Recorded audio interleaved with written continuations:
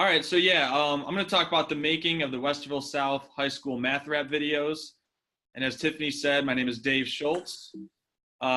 Just a little history about me. I'm the math teacher and a department chair at Westerville South High School. I'm a graduate of the Ohio State University. I have a Bachelor of Mathematics and a Master of Education. I currently teach Algebra 1, and in fact, that's where most of the videos, we have a total of 8 videos altogether. And 7 of those videos you can actually, well no, 6 of them you could use in Algebra 1. There's one that focuses on geometry, and the brand new one that we released about 2 weeks ago focuses on calculus, and that's another course that I teach. And I also teach International Baccalaureate math at our school. We have the International Baccalaureate program, if anyone is familiar with that. So yeah, altogether we have now 8 math rap videos, and our channel has 7.5 million views from all those 8 math rap videos. And I think the first one we started was Teach Me How to Factor about 8 years ago. So actually how this all came about, if anybody remembers the song Empire State of Mind by Jay-Z and Alicia Keys, that song was really popular at the time. And just for the fun of it, another one of our teachers decided to write a school spirit song. So if you're interested in checking out where this all started, you can check out Wildcat State of Mind. I was kind of the tech guy, and I know a little bit about how to use some of the programs on a MacBook. So I was kind of designated as the one that was going to be the audio engineer through all this. And I was just a project that we were just doing for the fun of it. We just ran with it. At the end of the school year, we showed it to the teachers. They absolutely loved it. We showed it to the students the next year. One of the first days of school, they absolutely loved it. So it was really a way of building school pride within our school. And I don't know, from there, I think just kind of being dragged into this project, I was like, hey, we could actually do something that can benefit the learning of students.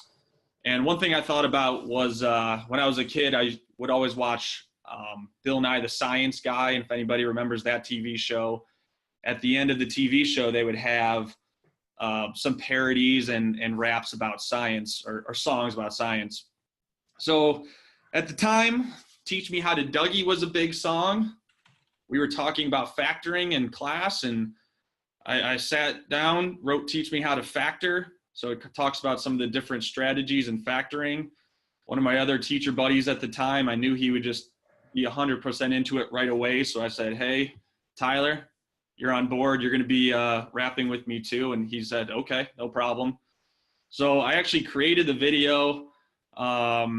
We taped it in school. We got some kids to dance for us. We pretty much pulled kids in from the hallway in between classes and had them Dougie for us. And at first, I'd never posted anything on YouTube, and I just showed it to my class kind of just, you know, for my own students. And some of the kids were egging me on and say, why aren't you putting this on YouTube? I go, oh, nobody's going to watch it. I put it online, and I mean, this is like 8 years ago in the evening. By the time I came to school the next morning, I think we had close to like 5,000 hits, and then it just kind of carried on throughout the city. We were featured in the local newspaper a few times, and just from there, it just kind of spiraled, and we kept doing a few more.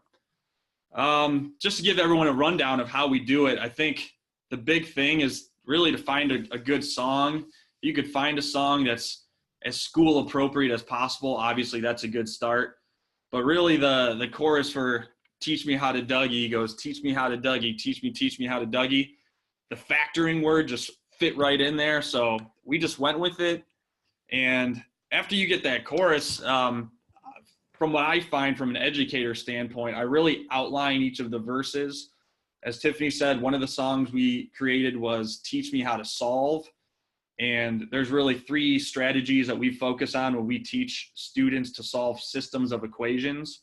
One of them is the substitution method. So an entire verse is devoted to that. Another one is the elimination method. There's an entire verse. And then we also teach the students how to solve systems by graphing. So that's another verse. So if you piece out the songs that we created, we really outline the important topics before we start anything else other than the chorus, and then things just kind of flow from there. So we would write the lyrics. We would do it over Google Docs, because when we would work these together, we kind of broke up and did parts whenever they kind of came to us. And then if you find an instrumental music version, you could find some on iTunes. You could also find some on YouTube and download them. And really from there, we would drag them into GarageBand and begin recording the audio. So I know there's lots of programs you can use, but yeah, the one we focused on was GarageBand. And just recently for the last math rep I did, I upgraded, I splurged a little bit, and I bought the fancier version from Apple called Logic Pro. It's really similar to use, but it's, in my opinion, a little easier, and there's a lot more features. So after I had some knowledge with GarageBand, I felt comfortable going with the Logic Pro. But for the most part on GarageBand, if you look up at the top of the screen here, there's the orange instrumental version. And to make sure we had a good quality and that everything came out all right, we would drop the instrumental in, listen to headphones, and then we would rap or sing over it. And we would do a lot of takes. We really wanted to make this a really quality product and work on it really well. So we would do a lot of takes. We would edit stuff. And the program's really neat. You could go in and cut and splice and move things around. So let's say you take your time and you record a chorus. You can pretty much copy and paste that chorus over and over again. You don't have to sing it 3 times. So there's a lot of cool effects that you can do in this program. And we, like I said, we really wanted to make it as good of quality as we could. Once we had the audio all done, then we bring it to school, and we did a lot of this after the school day. In the upper left-hand corner, you could see some cheerleaders. We talked to our cheerleading coach, and for one of our videos, we had our cheerleaders do some dances, so they helped us out with that. In the upper right-hand corner, that was actually the last day of school last year when we taped Bound to Bound, the most recent video. So that was my classroom at the end of school. Kids stayed after school to be a part of this, and we had them do some scenes. The bottom right video there with the teacher and the whiteboard, that I actually remember. We actually had kids come into school on a Saturday because we wanted to shoot the video, and it just didn't work in the school day. So we got a whole bunch of kids to come to our theater, and that we shot that on our stage. So it was really nice to have students come in and on a Saturday take up their own time to be a part of it. And of course, the focus of all this is to teach math. So throughout our videos, as much as possible, we'll put graphs, we'll put diagrams, we'll put the math in there.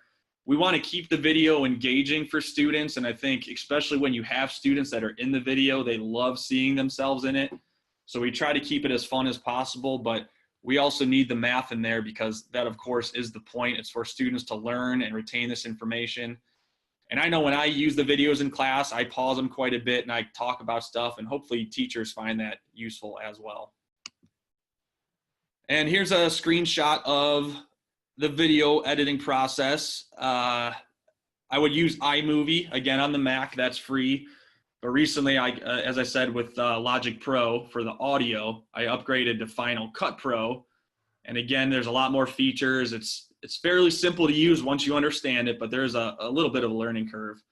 And you really just drop these images in. And as I said it before, I take a lot of time and I try to make a good quality product. So there's a lot of editing that goes on. I show it to my other teacher friends, get feedback, and keep going back to the drawing board quite a bit. Some of the tools we used in the past, if you're doing audio, I found that a good quality mic is really good. There's one called the Snowball microphone that's decently priced. I mean, you could spend thousands of dollars on a microphone. This one I think was like $50 or $60. But we really felt that getting a decent quality microphone was helpful. And we used our school media center, actually purchased one of those. So we used that. We would use video cameras, or now, smartphones have great quality. But again, we wanted good quality video as good as we could get in a lot of our videos. And as I said before, I use an Apple MacBook Pro. The free programs are very easy to use. But of course, if you're using Windows or some other programs, there's lots of other things that you can do. Software to get the math in there, we use Smart Notebook. You can use Keynote, PowerPoint, Google Slide. And from there, we would use Screencast or QuickTime. Those are 2 programs that you can use. QuickTime is on a Mac, and Screencast you can download from the internet, I believe, or maybe it's a web-based program. I can't remember. But that helps you take a video of your screen, basically, so you can move that into video and incorporate it into your final product. And as I said before, the tools that I use were GarageBand, iMovie, and Final Cut. In WeVideo, I want to give a shout out to WeVideo. That is a free online program. Our district, the district I'm in, is actually, we're fortunate that they purchased a license for our kids, and our kids can actually use that program. What's amazing about WeVideo, you can do editing on a Chromebook, which I know a lot of schools have Chromebooks now. And the free version, I think you have like a limited amount of time, and they might put a watermark in there. But when you have the paid version, there's a lot more that you can do and make the videos longer. It's really simple to use. It's all cloud-based. So if anyone's looking to get their students involved with this, and if your school has Chromebooks, you might want to check out WeVideo. And as Tiffany said before, we have quite a few videos. Here's all 8 of them. We go from factoring, that was the first one we did. Then we talked about trigonometry and getting triggy with it. Do the quad solve, talked about factoring and solving quadratics for Algebra 1. Superbase is our most popular video. That one alone has over 2 million views, and that's based with exponents. So if you're a middle school math teacher, Superbase is probably a good one for you. And then we have All I Do Is Solve, Solve Me Maybe, Graph, and the most recent one was Bound to Bound.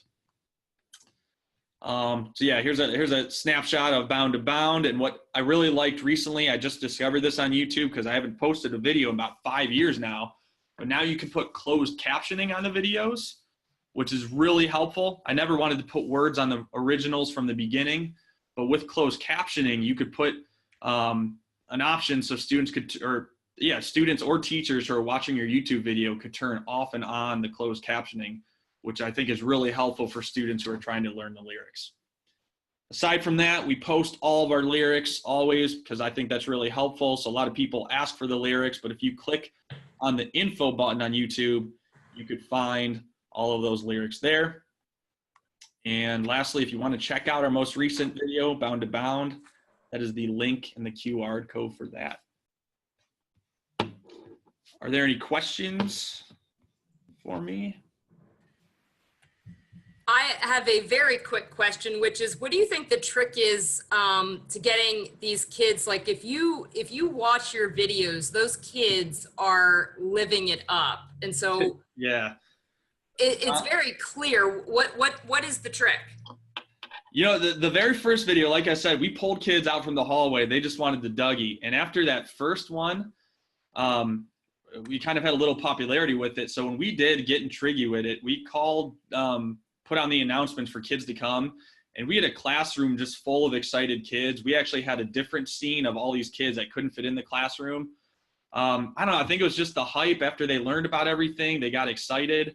The one girl here, she's now a freshman in college. She's a music theater major, and I asked her to get some friends together. So she got a lot of her theater friends. So of course those kids are really into it. But I don't know, I think the students at our school have a lot of pride in what we do. And once you tell them they're going to be on a video and you just kind of tell them how you want it to look, that they get right into it. They do a fantastic job.